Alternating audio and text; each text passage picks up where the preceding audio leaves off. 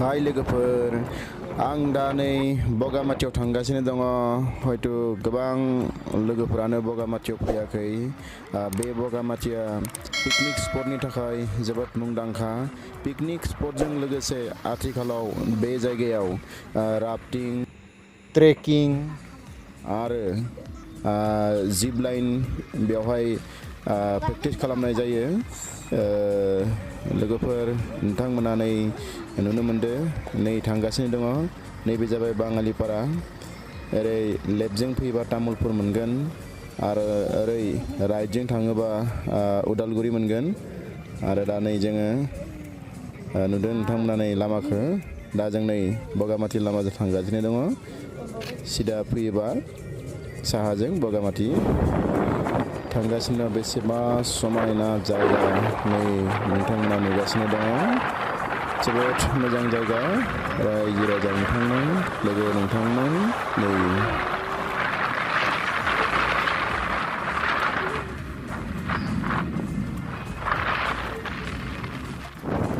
बे जायगायाव बाथौ थानसालि दङ बुद्ध मन्दिर दङ जोबोद मोजां जायगा बाक्सा उदालगुरि आरो भुटान हादोरजों नांजाबदेरनाय बे जायगाया जोबोद समायना गोबां मानसिफ्रा बे बगामाथियाव फैयो जोंबो दिनै नैबे खेबसे थांनो नागिरदों बगामाथियाव बै लोगोफोर नोंथांमोनाबो बगामाथि नायनो बेयो बगामाथियाव हाबग्रा नोंथांमोना नुगोन नैबे जै आफा बोराइ बाथौ लिरनाय बाथौ थानसालि जोबोद समायना खालामदों नै थांग्रा जोङो फट' सेसन फट' लायो फट' लादों नै आङो फट' लाबाय बेयाव नायदो मोनसिं सिं बोराइनि मुसुखा नोंथांमोना नुदों जोबोद समायना मोनसिं सिं बोराइनि बियो नायदो बेसेबा समायना बेसे समायना बे बाथौ थानसालि जोबोद मोजां जादों नायदो लोगोफोर नोंथांमोना जोबोद समायना बाथौ थानसालि बियो नायदो बैग्रि दंफां दंसो बैग्रि दा बेवहाय नायदो बेसे समायना जोंनि बेयो बर'फोरनि बाथौ थानसालि नै मिथिंगानि सावगारि बेसे समायना बेसे मोजां नै बेसे समायना नायबाय था नोंथांमोना नैबे समाव पिकनिक जानायनि सम नङाब्लाबो गोबां मानसिफ्रा बेवहाय बेरायनो फैयो जायखिजाया गारिजों फैजायो बाइकजों फैजायो फिसा गारिफोरजोंबो फैजायो जोबोद समायना मिथिंगानि सावगारि नोंथांमोना बेसेबांबा बोहैबोदों समायना रमायना भुटान हाजोनिफ्राय बे दैया नायदो समायना मिथिंगानि महर बेसे समायना मिथिंगानि महरा नै बे राफ्टिं खालामनो थाखाय बिथांमोना साखाफारा जादों प्रिपारेसन जादों नोंथांमोना नाय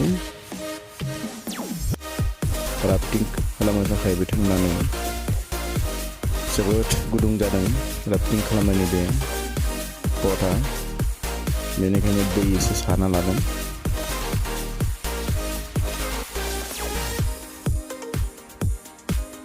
जोबोद समायना जायगा बियो राफ्टिं खालामनो थाखाय गुबुन जिल्लानिफ्राय बेवहाय फैदों नायदो नोंथांमोना नै बेसे समायना जायगा बियो नै बे जिप लाइननि थाखाय साखाफारा जादों बेयावहाय नायदो नोंथांमोना प्राय 300 मिटारसो जिप लाइन बेयाव दङ नोंथांमोना फैनानै बेयाव एन्जय खालामनो हायो नायदो नोंथांमोना बेसे समायना बेसे मोजां जायगा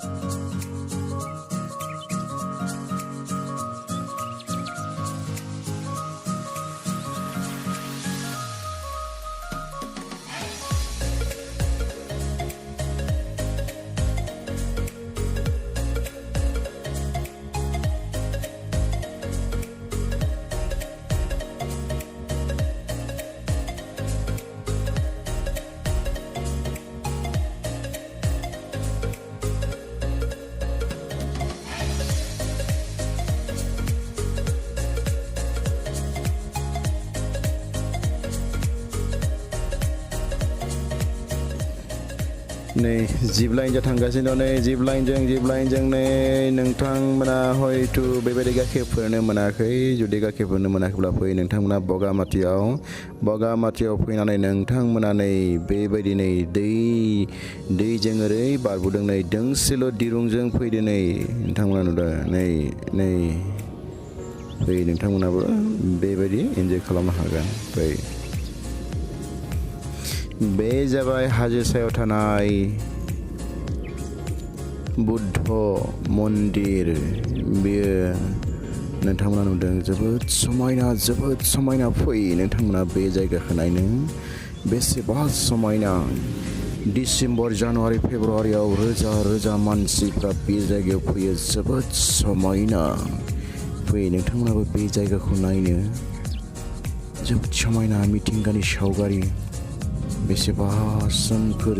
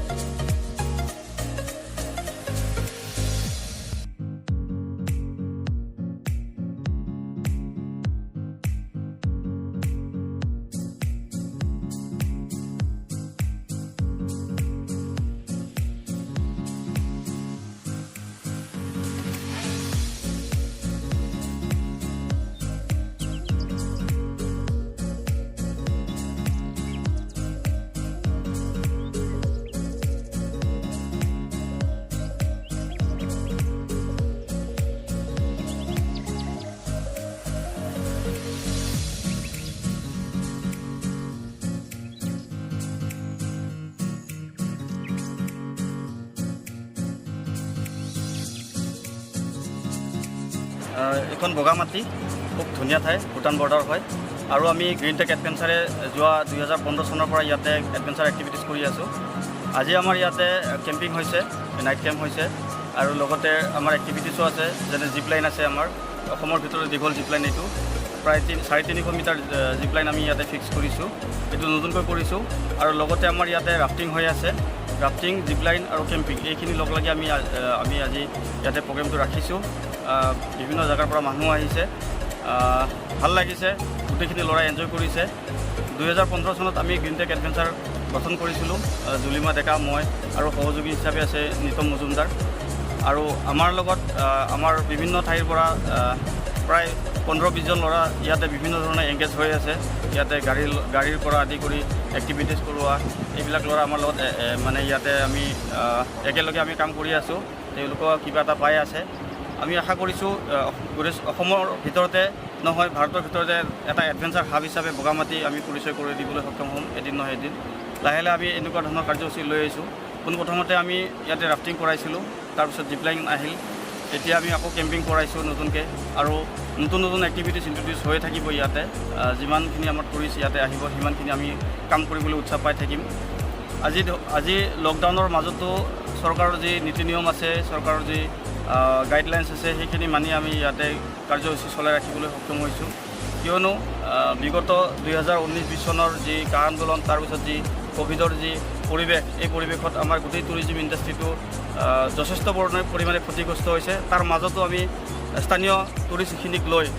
অৰ্থাৎ অসমৰ ভিতৰৰ টুৰিষ্টখিনিক লৈ আমি কাম কাজ কৰি থাকিবলৈ সক্ষম হৈছোঁ আৰু মানুহে ইয়াতে আহি এনেকুৱা মানুহ নাই যিয়ে নেকি আমাৰ এক্টিভিটিজ বেয়া পাইছে বা পৰিৱেশটো বেয়া পাইছে আৰু ইয়াতে গোটেইখিনি মানুহ 100% এনজয় কৰিছে পানীৰ যেটো খেলা হয় ৰাফটিং এইটো অসমত কত নাই হোৱাইট ৱাটাৰ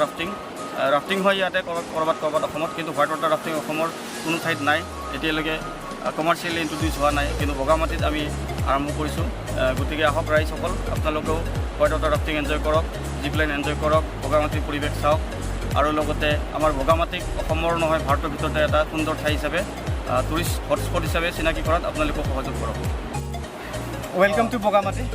আমি বগামাটিত প্ৰথমবাৰলৈ জিপ লাইন ষ্টাৰ্ট কৰিছোঁ পূৰ্ণ মই জুলিমা তেনেকৈ সহযোগী হৈ কেনে মই আছোঁ যিহেতু এডভেঞ্চাৰ কৰিলে চবৰে ডাটি মাউণ্টেইনাৰ্ছ ক'লে বেষ্ট মাউণ্টেইনাৰ চ' নাইট কেম্পিং হ'লে আমি বিৰাট এক্সাইটেড থাকোঁ কেনেকুৱা হয় জংঘলত থাকিবলৈ নাইট কেম্প বা জিপ লাইন কেনেকুৱা হয় জিপ লাইন অৱশ্যে আপুনি ক'ৰবাত পাব কিন্তু ইয়াতে আপুনি এতিয়াৰ পৰা 200 মিটাৰ্ছ এটা গৈছে যোনটো আহাটো আৰু আপোনালোকে দেখাব পাৰে যোনটো ইয়াৰ পৰা যাব সেইটো আপোনাৰ 150 মিটাৰ হৈছে আৰু আহাটো ওপৰৰ পৰা আহে বুদ্ধ মন্দিৰৰ ওচৰৰ পৰা আহে সেইটো 200 মিটাৰ্ছ চ' ইয়াতে বহুতখিনি এক্সাইটমেণ্ট পাব আপোনালোকে দেখা পাব ৰাফটিঙো আছে ৰাফটিঙো কৰিছোঁ বগামাটিত যিহেতু আমাৰ ৰাফ্ট আছে আপোনালোকে কণ্টেক্ট কৰিব পাৰে পাৰ ব'টত আমি 6জনকৈ লৈ যাওঁ মেম্বাৰ আমাৰ ক্ৰু মেম্বাৰ থাকে 3জন পেলা আৰু আমি গোটেইখিনি ৱেল টেকনিকেলি ইকুইড আমি গোটেইখিনি ছেফটি ৰাখোঁ হেলমেটৰ পৰা হাৰ্নেছৰ পৰা লাইফ জেকেটৰ পৰা গোটেইখিনি ছেফটি আৰু আমাৰ যোন ৰাফ্ট চলোৱা ল'ৰা আছে গোটেইখিনি ট্ৰেইন অল আৰ ট্ৰেইন সবেই কোৰ্চ কৰি অহা আৰু ইভেন ময়ো কোৰ্চ কৰি অহা পূৰ্ণ কোৰ্চ কৰি অহা প্ৰি এভাৰেষ্টৰ হয় ময়ো BMC কোৰ্চ কৰি অহা আৰু অল আৰ টেকনিকেল ইয়াতে আনটেকনিকেল কোনো নাই চ' বগামাটিত যাতে আহে এনজয় কৰে আমাৰ লগত কণ্টেক্ট কৰিব পাৰে গ্ৰীণ ট্ৰেক এণ্ড এডভেঞ্চাৰ আৰু আছে বাকীখিনি গম পাব thank you welcome to Bogamati स' लोगोफोर नोंथांमोननो बगामाटिखौ दिन्थिबाय नोंथांमोना मोजां बा बायदिसिना भिडिअ नायनो थाखाय नोंथांमोना आंनि चेनेलखौ साबस्क्राइब खालाम आरो बेल आइकनाव नोंथांमोना थुनानै नटिफिकेसन मोनबाय थानो थाखाय नैबेखौ थुनानै हो बाय